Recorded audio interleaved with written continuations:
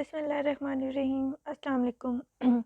Welcome to learn correct use of part of speech. In this series, today we are going to study correct use of pronoun. This is very important.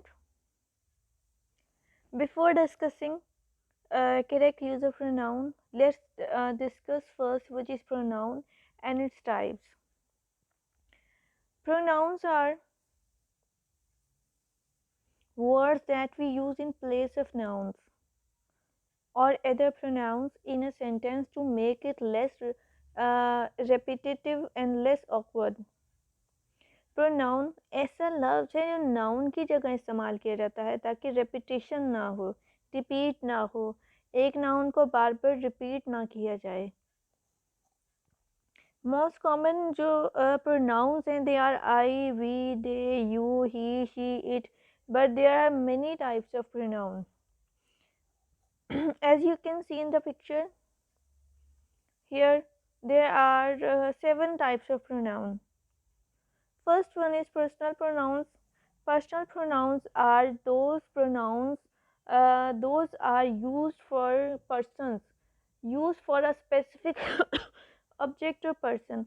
Personal pronouns वो pronounce हैं जो किसी भी इंसान के लिए किसी भी शख्स के नाम की जगह पर जो है वो इस्तेमाल होते हैं. ठीक है, use for a specific object, किसी ख़ास किस्म की चीज़ के लिए, किसी ख़ास इंसान के लिए.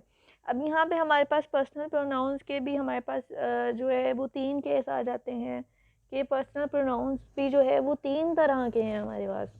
First one is subjective case. Subjective case इसे इसलिए कहा जा रहा है because these pronouns are use as subject. आपने सुना होगा कि जब आप सेंटेंस फॉर्म करते हैं, कोई सेंटेंस बनाते हैं, तो सबसे पहले सेंटेंस में सब्जेक्ट होता है, सब्जेक्ट, वर्ब, देन ऑब्जेक्ट. तो ये वाली जो प्रोनाउंस है I, we, you, they, he, she, it, they are use as subject, so these are called subjective case. Then second case is objective case. अभी मैंने आपको बताया कि जब हम सेंटेंस फॉर्म करते हैं देन हमारे पास जो है वो सब्जेक्ट, वर्ब एंड ऑब्जेक्ट की जो का ये फार्मूला होता है जिससे हम सेंटेंस फॉर्म करते हैं. ये वाली जो हमने थे सब्जेक्टिव केस, ये हमने एज ए सब्जेक्ट ले लिया इन प्लेस ऑफ नाउन. और अब जो ये वाले हमारे पास प्रोनाउंस है me, us, you, them, him, her, it, they are use as an object, एक ऑब्जेक्ट के तौर पर इस्तेमाल किए जाते हैं. Possessive case. अब पोजेसिव यहाँ जो है वो पोजेशन जो है वो when we are going to show possession of something, जब हम किसी चीज़ की पोजेशन शो करते हैं किसी चीज़ की या किसी भी शख्स की किसी चीज़ से, then we use this case, possessive case, my, our, your, their, his, her, its. This is first type of pronoun. Now here comes second type of pronoun. That is demonstrative pronouns. Demonstrative pronouns are used to show or identify one or a number of nouns that may be far or near in distance or time. अब जो demonstrative pronouns होते हैं वो इस्तेमाल किए जाते हैं identify करने के लिए. ठीक है, आइडेंटिफाई वन और अ नंबर ऑफ नाउन्स, किसी एक या एक से ज़्यादा नाउन को आइडेंटिफाई करने के लिए जो है जो जो जो प्रोनाउन यूज़ किया जाता है that is demonstrative pronoun. Identify कैसे, आप जो है जब किसी चीज़ की तरफ इशारा करते हैं कि ये, वो, ऐसे, वैसे, ठीक है, तो these are called demonstrative pronoun. Here you can see list this, that, these, those. This is the book. ठीक है, that is a boy, that is a cat, these are books, those are books. Demonstrative pronoun. Okay, then here comes interrogative pronoun. Interrogative pronouns are those pronouns which are used to ask question about a person or object that we do not know about. अब interrogative pronoun जो होते हैं वो सवाल पूछने के लिए इस्तेमाल किए जाते हैं इन प्लेस ऑफ नाउन. यानी कि नाउन की जगह पे आपने कोई सेंटेंस ऐसा फॉर्म करना है जिसमें आपने कोई सवाल पूछना है.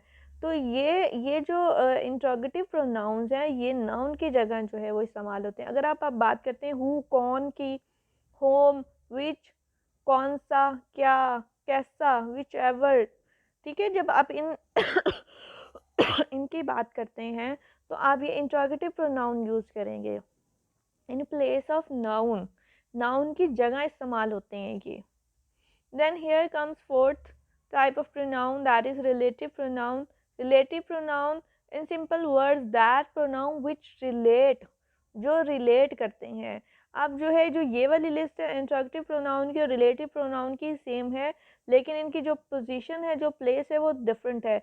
जो ये इंट्रोगेटिव प्रोनाउन है, they comes first, they comes in the beginning of the sentence, sentence के बिल्कुल स्टार्ट में आते हैं। But when we are talking about relative pronoun, then ये जो है सेंटेंस सेंटेंस के मिड में आप जो है इन्हें ऐड करते हैं according to the structure. Relative pronouns are used to join और relate to different clauses together by referring to the noun in the previous clause using the pronouns। हाँ जी, रिलेटिव प्रोनाउन जो है, जो डिफरेंट क्लॉजेज होती हैं, ठीक है, जो डिफरेंट क्लॉजेज होती हैं। क्लॉज, क्लॉज क्या होती है? Clause that has complete meaning, जिसका एक मुकम्मल जो है वो मीनिंग होता है। And it has subject, verb and object. So जो प्रोनाउन दो क्या कहते हैं, दो क्लॉजेस को कनेक्ट करता है, ज्वाइन करता है, they are called as relative pronoun। For example, who, which, whom, that। Sentence, for example, this is the lady whom I met yesterday। whom, ये वो खातून है, this is the lady, ठीक है। अभी एक क्लॉज थी, I met yesterday, this is second clause. अब इन दोनों क्लॉज को हमने कैसे रिलेट किया? By adding home. Then here comes next type of pronoun, indefinite pronoun। Indefinite means,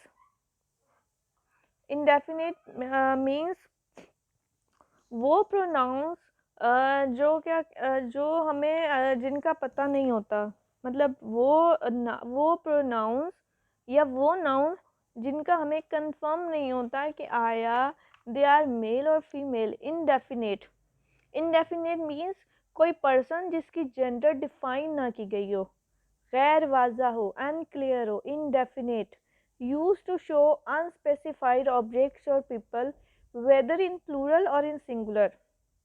ठीक है, use to show, indefinite pronouns are use to show, इस्तेमाल किए जाते हैं अनस्पेसिफाइड। अनस्पेसिफाइड यानी कि हमें जो है वो स्पेसिफाई नहीं किया गया है कि आया ये कौन है, मेल है, फीमेल है, क्या है, कौन सी चीज़ है, क्या ऑब्जेक्ट है। then they are called, these kinds of pronouns are called indefinite pronoun। Here is you can see in the list someone, anybody, anyone। someone कोई भी हो सकता है। here gender is not defined, ठीक है। anybody, anyone, few, many, many में सब आ जाते हैं, कई। अब यहाँ पे हम we don't know many में किस किस को शामिल किया है। इसमें जस्ट मेल हैं, फीमेल हैं, सारे मेल हैं या सारी फीमेल्स हैं, we don't know. So these kind of pronouns are called indefinite pronouns in which gender is not specified, object is unspecified। Then here comes next type of pronoun, that is reflexive। Reflexive pronoun used to indicate a noun which has been used in the earlier part of the same sentence। Reflexive pronoun कौन से होते हैं? वो pronounce जिसमें जो है reflexive pronoun वो pronounce होते हैं जिसमें क्या कहते हैं, सब्जेक्ट जो है किसी बात पे जोर दिया जाए कि दिस वर्क, कि I did this work myself, कि मैंने खुद ये काम किया है। देन दे आर दीज दो sentences are called reflexive pronouns, कि जब जोर दिया जाता है, myself, themselves, yourself, herself, himself, itself, these kind of pronouns are called reflexive pronoun, जिसमें जो है वो जोर दिया जाता है कि जो काम करने वाला है, जो काम किया गया है, वो सब्जेक्ट ने खुद किया है। Like she does, she washes her cloth her self, कि वो अपने कपड़े खुद धोती है, जोर दिया गया है। देन रिसेप्रिकल प्रोनाउन, रिसेप्रिकल प्रोनाउंस जो है वो प्रोनाउंस होते हैं जो बाहमी ताल्लुक़ को ज़ाहिर करते हैं, ठीक है। यूज्ड व्हेन टू और मोर नाउन्स आर डूइंग और being the same to one another. ऐसे प्रोनाउंस होते हैं जो बाहमी ताल्लुक़ या बाहमी अमल को ज़ाहिर करे, दो लोगों के दरमियान के ताल्लुक़ को ज़ाहिर करे, ठीक है। जिसमें जो है एक के साथ दूसरा ऑटोमेटिक आता हो, एक का दूसरे से रिलेशन शो करे। Like example you can see each other one another, each other, they are made for each other, ठीक है। They are made for each other, एक दूसरे का जो है वो ताल्लुक़ ज़ाहिर किया जा रहा है। Then they are the boys, the two boys are playing with each other, के दो लड़के जो है वो खेल रहे हैं एक दूसरे के साथ। तो ईच अदर और अनदर जो है वो दो लोगों के एक्शन को शो कर रहा है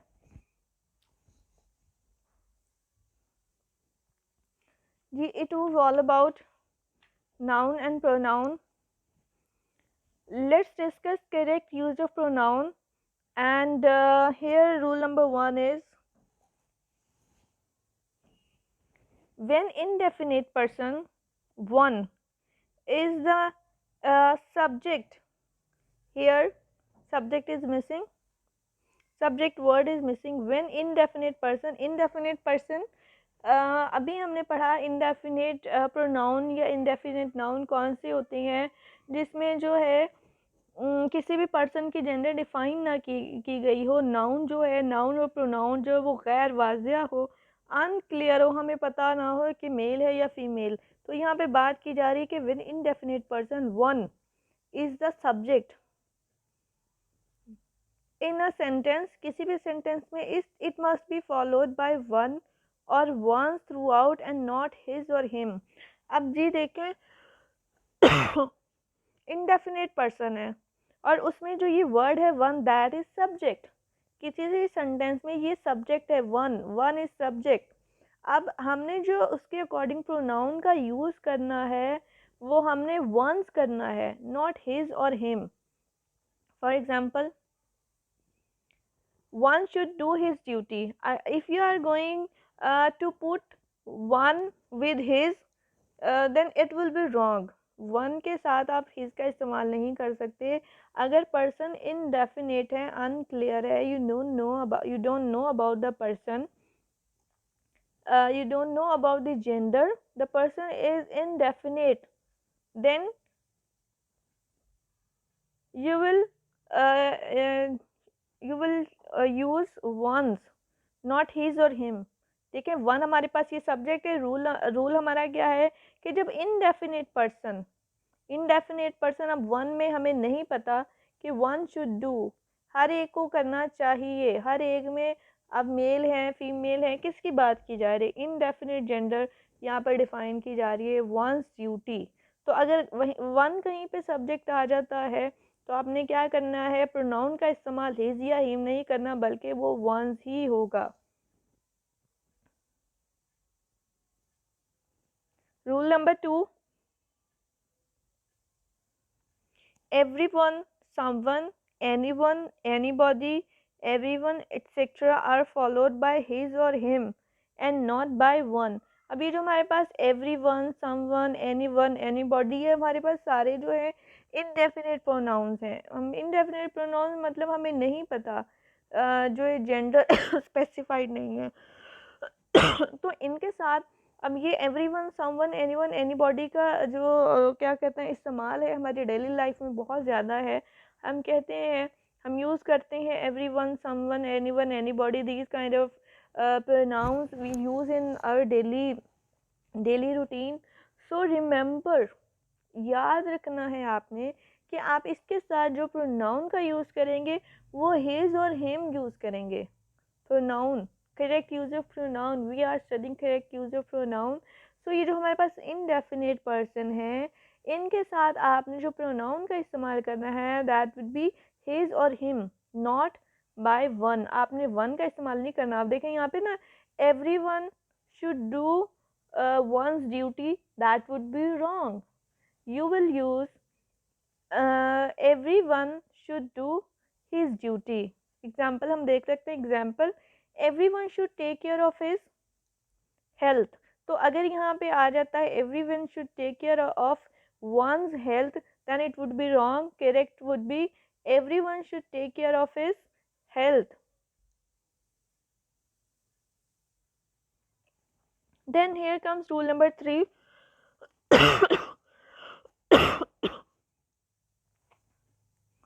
When the singular nouns joined by n are preceded by each and every, the pronoun must be singular and should be engendered with the second noun.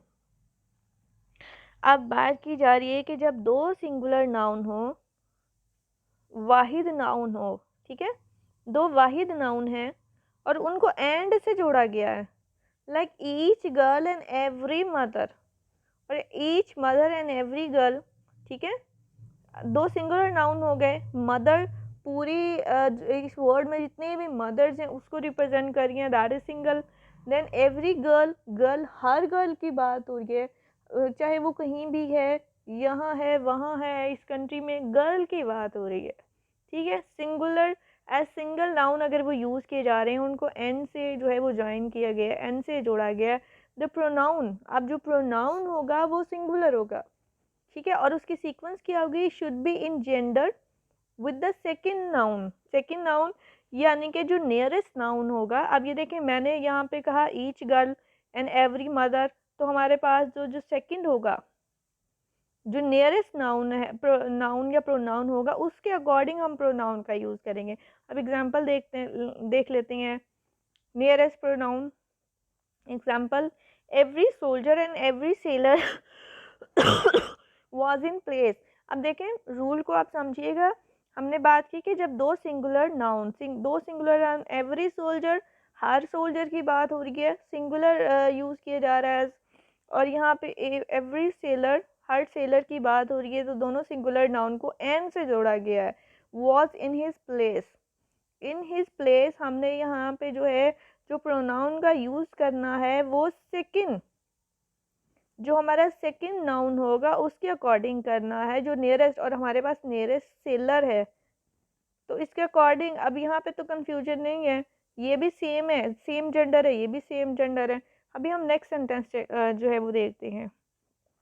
Each women and each girl was in her place. अब यहाँ पे each woman, हर औरत की बात की जा रही है, सिंगुलर नाउन. ईच गर्ल, हर गर्ल की बात की जा रही है, जनरली बात की जा रही है. वॉज इन हर प्लेस, ठीक है. तो यहाँ पे जो प्रोनाउन का इस्तेमाल होगा वो नियरेस्ट नाउन के अकॉर्डिंग होगा. जो प्रोनाउन का यूज़ होगा, ठीक है, वो नियरेस्ट प्रोनाउन सॉरी नाउन के अकॉर्डिंग होगा.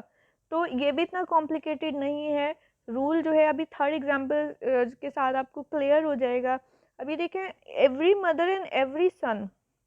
अब यहाँ पे थोड़ा सा अपोजिट है, कॉन्ट्रोडिक्टरी है. यहाँ पे तो जी सेम था, आपको जो है इतना नहीं प्रॉब्लम होगी कि आपने आपने ये याद रखनी है कि इस तरह के जो सेंटेंसेस हो, ईच एंड ईच और ईच एंड एवरी को अगर एंड से कनेक्ट किया गया है, एंड से जोड़ा गया है, तो जो प्रोनाउन का यूज़ होगा वो नियरेस्ट प्रोनाउन, नियरेस्ट नाउन के अकॉर्डिंग होगा.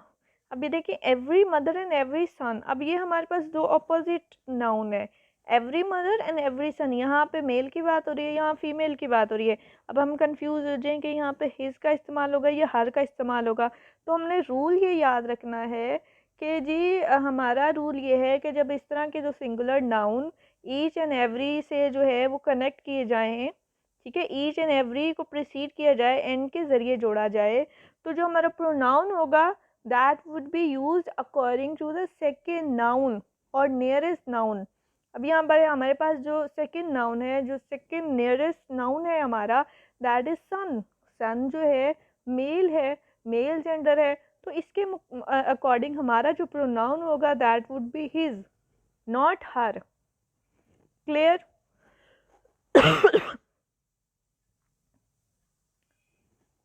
Then here comes rule number 4. When two or more singular nouns are joined by or or either and neither nor. The pronoun used for them must be singular and in agreement with the nearest. अब देखें, बात की जा रही है कि जब दो या दो से ज़्यादा सिंगुलर नाउन, व्हेन टू और मोर, ठीक है, दो या दो से ज़्यादा singular noun, those nouns which are use as single, जो वाहिद इस्तेमाल किए जाते हैं, आर जॉइंट, जोड़े जाते हैं, ठीक है, आइदर और नाइदर नॉर के ज़रिए। मतलब यहाँ बात हो रही है आइदर और नाइदर नॉर वाले सेंटेंसेस की। The pronoun use for them must be singular and in agreement with the nearest. तो यहाँ पे भी वही जो हमने पिछला रूल पढ़ा कि जो आइदर और आइदर और नाइदर नॉर वाले सेंटेंसेस होंगे उनमें प्रोनाउंस जो है सिंगुलर यूज होगा, और एग्रीमेंट यानी कि जो प्रोनाउन का यूज़ होगा एक तो सिंगुलर होगा, दूसरा जो प्रोनाउन हम यूज़ करेंगे वो प्लूरल नहीं होगा, सिंगुलर होगा, और जो हमारा नियरेस्ट नाउन होगा, ठीक है, उसके अकॉर्डिंग हम जो है वो ऐड करेंगे प्रोनाउन को। अब एग्जांपल देखें, सलीम और Kalim must give me his book. Salim और Kalim must give me his book, मुझे जो है सलीम और कलीम, ठीक है, इसमें ज़्यादा कॉम्प्लिकेटेड नहीं है। सलीम और कलीम को मुझे ज़रूर देनी चाहिए किताब में, ठीक है। तो यहाँ कलीम जो ये दो सिंगुलर नाउन है, सलीम और कलीम, सलीम या कलीम। तो यहाँ पे जो प्रोनाउन का यूज़ है एक तो वो सिंगुलर है, दूसरा जो है, हालांकि ये दो सिंगुलर नाउन है, तो अगर दो हैं तो हमें कहना चाहिए तो प्लूरल हैं, लेकिन हमारा जो प्रोनाउन का यूज़ होगा that would B singular. Nearest हमारा ये है। सेकेंड एग्जाम्पल, अब ये यहाँ देखें और से जो है वो ज्वाइन किया गया sentence, neither you nor I prepared my lesson. अब आप सोचने वाली बात है कि यहाँ पे neither you nor I prepared my lesson, यहाँ पे जो है प्रोनाउन माई का जो यूज़ किया जा रहा है वो क्यों किया जा रहा है, यू भी तो है। तो हमारा अभी हमने रूल पढ़ा कि ऐसे सेंटेंसेस जो नाइदर नॉर और आइदर से कनेक्ट किए जाए, उसमें एक तो जो है जो हमारा प्रोनाउन होगा वो सिंगुलर होगा, और दूसरा जो हम प्रोनाउन यूज़ करेंगे वो हम नियरेस्ट नाउन या प्रोनाउन के अकॉर्डिंग यूज़ करेंगे। तो हमारा जो नियरेस्ट है, ठीक है, वो हमारा आई है, तो इसके अकॉर्डिंग हमने यहाँ पे माई ऐड किया है, इसलिए हमने यहाँ पर यू को ऐड नहीं किया, क्योंकि अगर हम यू के अकॉर्डिंग ऐड करेंगे तो ये हमारा स्ट्रक्चर से हट जाएगा। और हमारा स्ट्रक्चर है कि नाइदर और नॉर और आइदर और से जो सेंटेंस कनेक्ट किए जाते हैं उसमें हम जो है उसमें हम प्रोनाउन का सिंगुलर यूज़ करते हैं, और नियरेस्ट नाउन या प्रोनाउन के अकॉर्डिंग हम प्रोनाउन को ऐड करते हैं। Then here comes rule number 5, a pronoun used for a collective noun must be in the singular number neuter gender। a pronoun मतलब एक pronoun use for a collective noun, जो collective noun के लिए इस्तेमाल किया जाता है, must be in the singular number. जाहिर सी बात है कलेक्टिव नाउन को मतलब कलेक्टिव नाउन जो है वो सिंगुलर यूज़ होती हैं, तो उनके साथ जो प्रोनाउन का यूज़ होगा वो भी सिंगुलर होगा।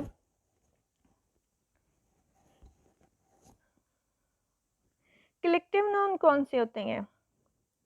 कलेक्टिव नाउन वो नाउन है जो होल ग्रुप को रिप्रेजेंट करते हैं।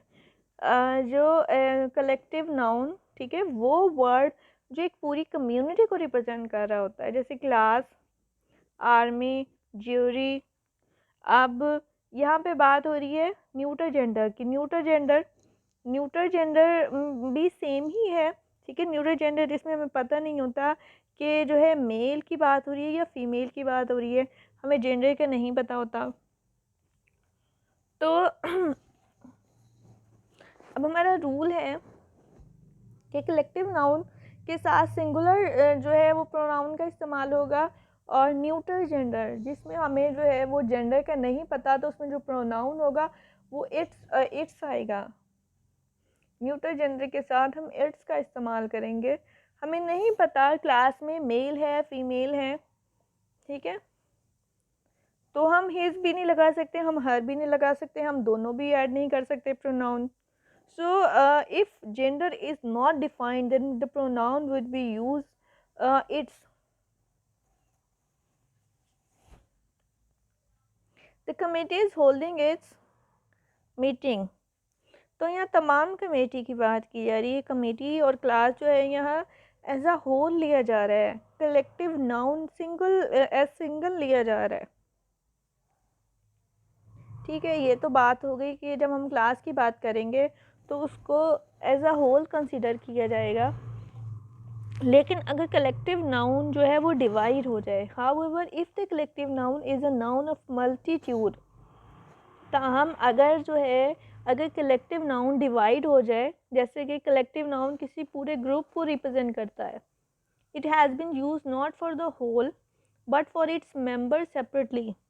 ठीक है, कलेक्टिव नाउन पूरे ग्रुप को रिप्रेजेंट करता है, लेकिन अब क्या है कि वो पूरे ग्रुप को रिप्रेजेंट नहीं कर रहा बल्कि हर एक की बात कर रहा है, तो प्रोनाउन भी प्लूरल इस्तेमाल होगा। Like the jury were divided in their opinion. Jury were divided in their opinion की जूरी जो है वो अपने ओपिनियन, उनकी जो है वो जो ओपिनियन थी सबकी अब अलग अलग है, पहले एक थी अब सबकी अलग अलग है। यानी कि जो द जूरी वर डिवाइडेड, यहाँ इस जूरी में जितने भी मेंबर्स हैं यहाँ उसकी हर एक की बात की जा रही है, इसलिए हमने जो प्लूरल का यूज़ किया है वो क्या कहते हैं प्लूरल यूज, सॉरी प्रोनाउन का यूज़ किया है वो प्लूरल यूज़ किया है। क्योंकि अब यहाँ पे जो सिंगुलर नाउन था, कलेक्टिव नाउन था, अब यहाँ ये सिंगल नहीं है क्योंकि ये हर एक की बात कर रहा है।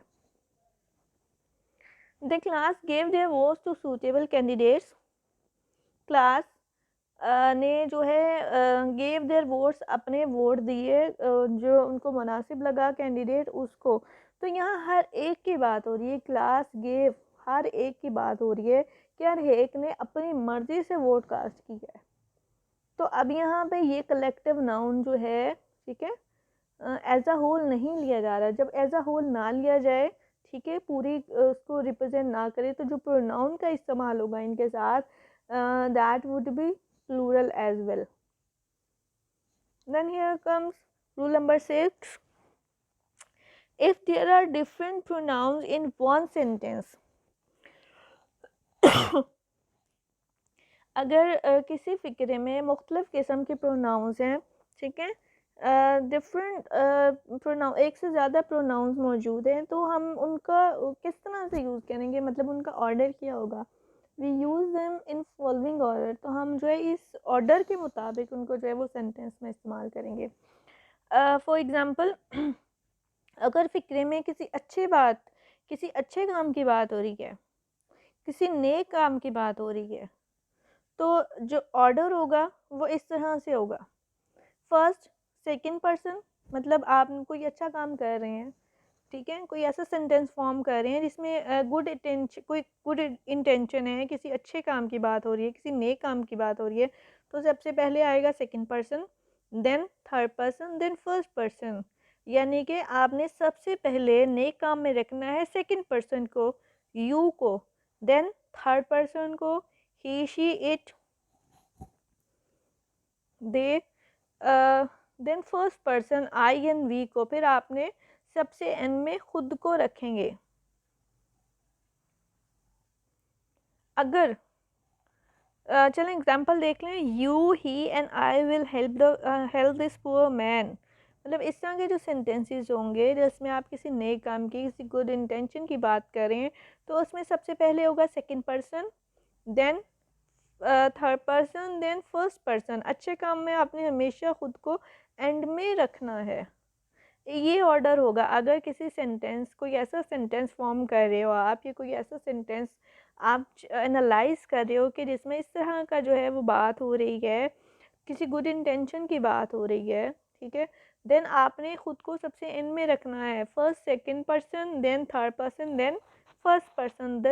This order you will apply. Then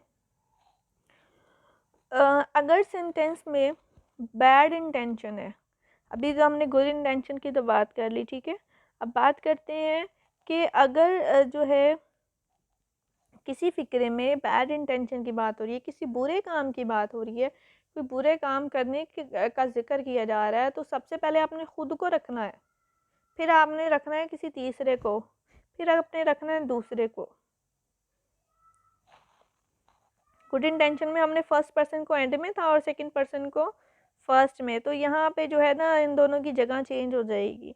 तो अगर कोई ऐसा सेंटेंस है जिसमें आप बात करते हैं किसी भी बुरे काम की, कोई आप ऐसा प्लान बना रहे हैं that is not good according to the morals, तो आप उसमें सबसे पहले खुद को रखेंगे।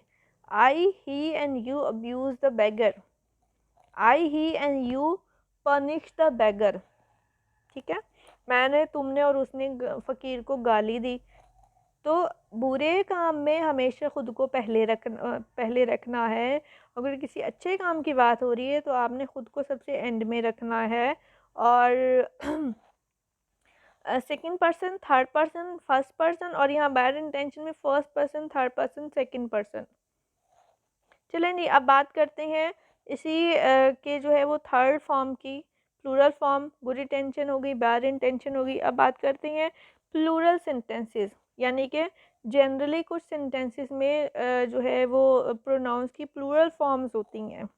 तो ऐसे में क्या करना चाहिए? सबसे पहले सबसे पहले सेंटेंस में कौन सा प्रोनाउन होना चाहिए? First person, then second person, then third person. ठीक है, अगर जो है वो प्लूरल फॉर्म है, सेंटेंस में प्रोनाउन की प्लूरल फॉर्म है, देन ऑर्डर जो होगा that would be first person, second person and third person. Example, we, you and they visit the historical places. ठीक है, इसका इस्तेमाल भी डेली लाइफ में जो है वो बहुत ज़्यादा होगा कि मैं, तुम और वो। तो इस तरह जब आपने एक से ज़्यादा प्रोनाउंस का यूज़ करना है एक ही सेंटेंस में और वो प्लूरल फॉर्म है, देन आपने जो है वो ये ऑर्डर रखना है, we, you and they visited the historical places, और I, you and she visited the historical places. I, you and he is going the historical places. Sorry, are going the pizza shop. Then here comes next one is rule number 7. Rule number 7 is pronouns after, let, in, among, between should always in the objective case. Pronouns यानी कि वो pronouns जो let के बाद आते हैं, late और between के बाद आते हैं, हमेशा ऑब्जेक्टिव केस में होंगे। ठीक है, अभी हमने जो टाइप्स ऑफ प्रोनाउंस पढ़ी है उसमें ऑब्जेक्टिव ऑफ केस हमने पढ़े ना, कौन से pronouns objective of case? Me, us, him, her. तो ये वाले जो है, तो हमारा ये रूल है कि जब भी आप लेट वाले सेंटेंसेस बनाएंगे, जिस सेंटेंसेस में लेट का इस्तेमाल हो, बिटवीन का इस्तेमाल हो, तो इस सेंटेंस में आने वाले प्रोनाउंस हमेशा ऑब्जेक्टिव केस में जो है वो होते हैं। For example, let him and her do this. Let him, तो यहाँ पे अगर होगा let he and she do this, that would be wrong according to the rules. Second is let me go, मुझे जाने दो, लेट आई गो, तो that would be wrong according to the rules. तो लेट वाले जो sentences होंगे after let, the pronouns would be used in the objective case.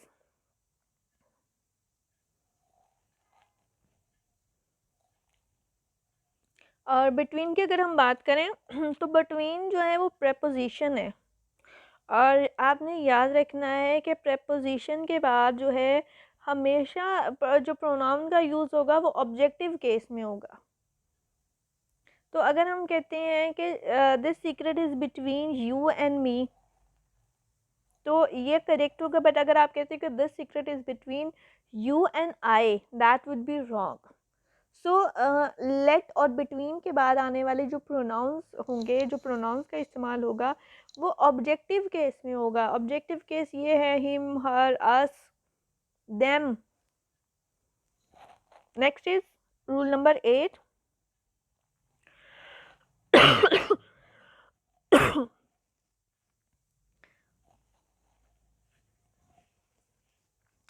If then is followed by all or both in a sentence, pronoun after then would be in objective form. अब जो है ऐसे sentences जिसमें जो है then का इस्तेमाल हो, ठीक है, और all का इस्तेमाल हो, ठीक है, तो इनके बाद जो pronoun होगा then और all के दरमियान जो pronoun का इस्तेमाल होगा वो भी ऑब्जेक्टिव फॉर्म में होगा. Example, she is taller than us all. अब ये देखें यहाँ पे देन और ऑल आ गया, देन अस ऑल, हम सब से. तो इस तरह के जो सेंटेंसेस होंगे कि उसमें देन भी आ रहा है और ऑल भी आ रहा है एट द एंड, तो जो प्रोनाउन का इस्तेमाल होगा वो ऑब्जेक्टिव फॉर्म में होगा. ऑब्जेक्ट प्रोनाउन को एज ऑब्जेक्टिव यूज़ किया जाएगा. ये हमारा स्ट्रक्चर है according to the rules, according to the grammatical pattern के. इस तरह का जो सेंटेंसेस होगा, जो कंपैरिजन वाला सेंटेंस होगा, ठीक है, she is taller than us all, हम सब से, ठीक है, तो उसमें जो है हम ऑब्जेक्टिव फॉर्म यूज़ करेंगे. Second is he is clever than them both. Next one is rule number 9. The pronouns coming after is, are, am, was, were, shall be, will be must be nominative case. अब बात की जा रही है कि वो pronounce coming after, ठीक है, is, are, am, was, were, shall be, will be के बाद जो प्रोनाउंस आते हैं मस्ट बी, यानी कि उनका होना ज़रूरी है इन नॉमिनेटिव केस. नॉमिनेटिव केस कौन से होते हैं? नॉमिनेटिव केस अभी जो हमने जो है वो प्रोनाउंस, जो पर्सनल प्रोनाउंस में जो सब्जेक्टिव केस पढ़ा, ठीक है, उसे नॉमिनेटिव केस भी कहते हैं. आई, वी, दे, यू, इसे नॉमिनेटिव केस भी कहते हैं, ठीक है. ऐसे प्रोनाउंस, ठीक है, जो was, were, is, are, am के बाद आते हैं वो हमेशा नॉमिनेटिव केस में होते हैं, सब्जेक्टिव केस में होते हैं. For example, it was I, ये मैं था. तो अगर आप कहते हो it was me, that then it would be wrong. I am sure it was not she. अब ये देखें यहाँ पे जो है वॉज के बाद नॉट आ गया, लेकिन रूल हमारा सेम रहेगा कि is, are, am, was, were, shall be, will be के बाद जो प्रोनाउन का इस्तेमाल होगा वो क्या होगा? नॉमिनेटिव केस में होगा, सब्जेक्टिव केस में होगा. Next example is if I were he. If I were he, अब यहाँ भी देख लें आप, इफ़ आई वर ही, यहाँ पे भी वर के बाद ही आ रहा है, तो आप ये नहीं लिख सकते if I were him. If I were he, अगर मैं वो होता, I would take this risk, मैं जो है ये ख़तरा ले लेता.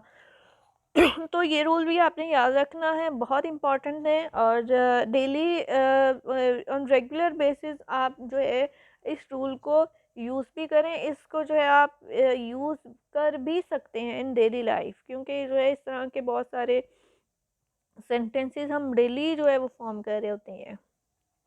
Next one is rule number 10. Many takes a singular noun and singular pronoun and singular verb. अब ये मैनी है जो वो एक फ्रेज़ है, टेक्स अ सिंगुलर नाउन, कि मैनी जो है उसमें सिंगुलर नाउन होता है, उसके साथ हम सिंगुलर प्रोनाउन का यूज़ करेंगे और सिंगुलर वर्ब का ही यूज़ करेंगे. मैनी ये क्या है? मैनी ये एक फ्रेज़ है, ठीक है, मैनी इज़ अ फ्रेज़, ये एक फ्रेज़ है and it is used to indicate a large number of something. Many a किसी भी चीज़ की बड़ी मकदार को बताने के लिए इस्तेमाल किया जाता है और ये वाहिद तस्वुर किया जाता है. मतलब आप किसी चीज़ की बात कर रहे हैं, ठीक है, लार्ज नंबर ऑफ समथिंग, किसी चीज़ की बड़ी मकदार को बता रही हैं मैनिया का इस्तेमाल करके, तो इसको सिंगुलर जो है वो कंसिडर किया जाएगा. उसमें सिंगुलर नाउन का यूज़ होगा, सिंगुलर प्रोनाउन का यूज़ होगा एंड सिंगुलर वर्ब का यूज़ होगा. Examples, many a soldier has met his death. अब यहाँ पे मैनिया जो है लार्ज नंबर ऑफ क्वांटिटी का जिक्र हो रहा है, large number of something, something about soldier. यहाँ पे मैनी बहुत सारे जो है वो सोल्जर से हैज़ मेट हिज डेथ. अब यहाँ पे सिंगुलर का इस्तेमाल हुआ है।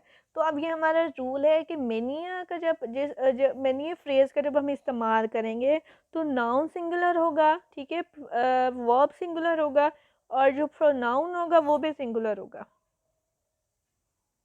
Many a man didn't want children until he had them. Disaster has also befallen many a golfer at this hole.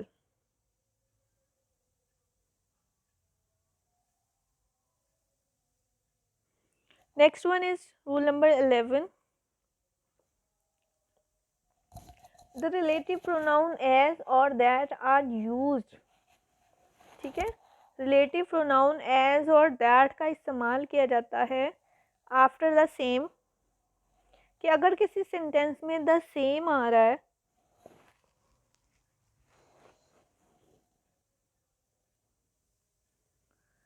तो क्या कहते हैं, एज और दैट का इस्तेमाल किया जाता है। Same like as is always used, और हमेशा एज का इस्तेमाल किया जाता है आफ्टर सच, ठीक है। रिलेटिव प्रोनाउन, ठीक, एज और दैट हम कब इस्तेमाल करते हैं, जब किसी सेंटेंस में द सेम का जिक्र हो। इसी तरह एज हम हमेशा यूज़ करते हैं कब, जब सच का लफ्ज़ जो है उस फिक्रे में मौजूद हो। Example, he such a man as I honour. अब देखें हमने ये जो पढ़ा कि as is always used, as हमेशा इस्तेमाल किया जाता है आफ्टर सच, यानी कि किसी भी कोई भी सेंटेंस जिसमें सच आ जाएगा तो उसके बाद क्या यूज़ होगा, as is always used, as हमेशा इस्तेमाल किया जाता है आफ्टर सच। सच के बाद किसी सेंटेंस में अगर सच का जिक्र है, सच ऐसा, ऐसी, ऐसा, तो उसके बाद हमेशा हम एज का इस्तेमाल करेंगे। He is such a man, वो ऐसा आदमी है, एज अ ऑनर। तो ये देखें सच के बाद हमेशा एज का इस्तेमाल होगा। He is the same boy. अब देखें आ गया कि रिलेटिव प्रोनाउन एज और दैट का हम इस्तेमाल करेंगे द सेम के बाद, after the same. He is the same boy and that came here, जो यहाँ पर आया वो बिल्कुल वैसा ही है जो यहाँ पे he is the same boy. Next one is rule number 12. Possessive case of the noun or pronoun is used before the gerund. Possessive case यानी कि possessive case हमने पढ़ा टाइप ऑफ प्रोनाउंस में। possessive case पर्सनल प्रोनाउंस में जो subjective case, objective case, then possessive case वो case जो possession show करते हैं, वो प्रोनाउन जो पोजेशन शो करते हैं, ठीक है, नाउन की और प्रोनाउन की, इज़ यूज़ किए जाते हैं बिफोर द जिरेंड, जिरेंड से पहले। अब जिरेंड कौन सी है, जिरेंड क्या है यहाँ पर, जिरेंड ऐसे लफ्ज़ होते हैं, ऐसे वर्ड्स होते हैं जो बज़ाहिर तो वर्ब नज़र आते हैं but they act as noun, बज़ाहिर वो वर्ब नज़र आते हैं but they act as noun, वो नाउन के तौर पर काम करते हैं। It is form with verb ending ing, ठीक है। जिरेंड को हम फॉर्म करते हैं वर्ब की फॉर्म के साथ ing ऐड करके, like I dislike your disturbing me at this time. तो आई डिसलाइक यहाँ पे वर्ब है, आई डिसलाइक योर डिस्टर्बिंग, ये डिस्टर्बिंग जो है, डिस्टर्ब, तो ये आपको लगेगा ये तो वर्ब है, बट ये वर्ब नहीं है, ये जिरेंड है। ये जो है नाउन के तौर पे एक्ट कर रही है। सो अगर किसी भी फिक्रे में जिरेंड आ जाती है, इस तरह का के नाउन आ जाते हैं, तो उससे पहले, ठीक है, पोजेसिव केस का इस्तेमाल होगा, पोजेसिव केस आ जाएगा।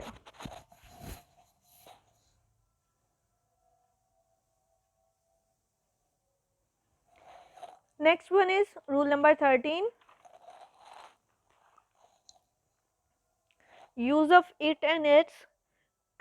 यूज ऑफ इट का इस्तेमाल हम कब करेंगे और इट्स का इस्तेमाल हम कब करेंगे। The indefinite pronoun it must B use in following cases.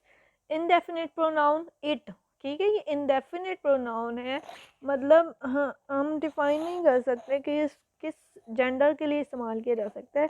It must B use in following cases, it को जो है मतलब दिए गए इन केसेस में इस्तेमाल जो है वो करना चाहिए या कर सकती हैं, करना चाहिए, सॉरी कर सकते नहीं, करना चाहिए, इट मस्ट बी, करना चाहिए in following cases for lifeless subjects, for lifeless subjects, lifeless subjects बेजान चीज़ें नॉन लिविंग के साथ के इट का इस्तेमाल हम लाइफलेस सब्जेक्ट्स के साथ करते हैं। वो ऑब्जेक्ट्स, वो चीज़ें जो बेजान हैं, जो नॉन लिविंग है। Here you can see, here is your book, take it away, here is your book, take it away. Book की बात हो रही है, बुक इज़ नॉन लिविंग, बेजान है, लाइफलेस है, तो जो लाइफलेस सब्जेक्ट्स हैं उनके साथ हम इट का यूज़ करते हैं। Then for a young child or animal if its sex is not to be used clearly pointed out, for a young child or animal, ठीक है,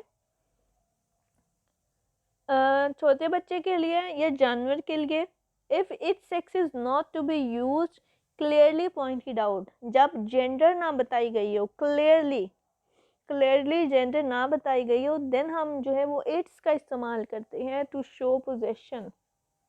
For example, the horse fell and broke its leg. घोड़ा गिर गया and broke its leg, अपनी टांग तोड़ ली।